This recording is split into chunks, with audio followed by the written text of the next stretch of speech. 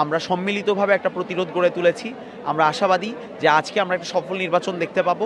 আমাদের কৌশল, আমাদের পরিকল্পনা সবকিছু শিক্ষার্থীদের কাছে তুলে ধরেছি। যেখানে এফোর্ট দেওয়া দরকার ততটুকু করার চেষ্টা করেছি।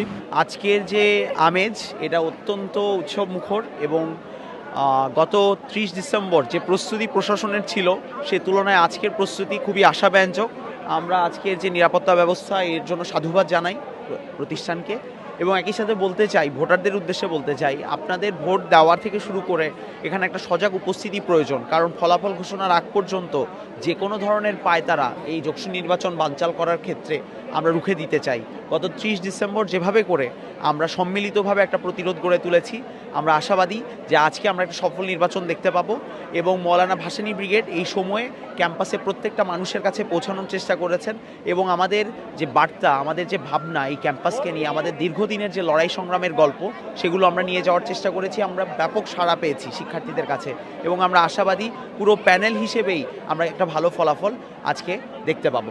আসলে যোগসুর আমেজটা তো গত 30 তারিখের চেয়ে বেশি ছিল।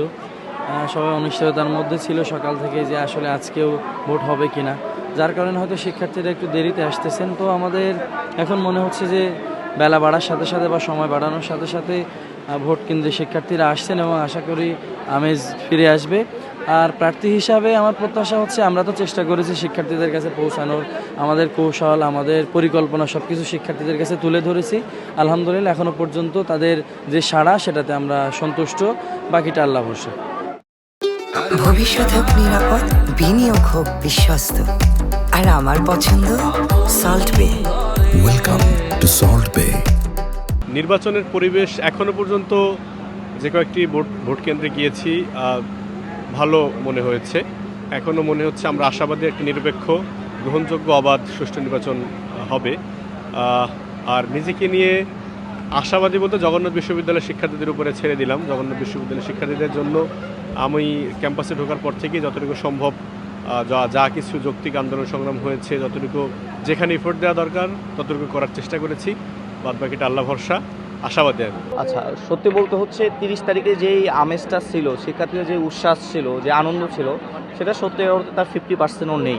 কারণ 30 তারিখে আপনি ক্যাম্পাসে পা ফেলার মতো জায়গা ছিল না। সকল শিক্ষার্থীরা আসছে, যারা কখনো আসে নাই তারাও আসছে। এখন যেহেতু শিক্ষার্থীরা তাদের হচ্ছে যে নির্ধারিত যেই কাজ সেটাকে 30 তারিখে তারা ফাঁকা রেখেছিল, আবার নতুন করে 6 তারিখে ফাঁকা রাখা তাদের জন্য এটা সো টাফ ছিল। আসলে এটা এরকমই হওয়া মানে স্বাভাবিক।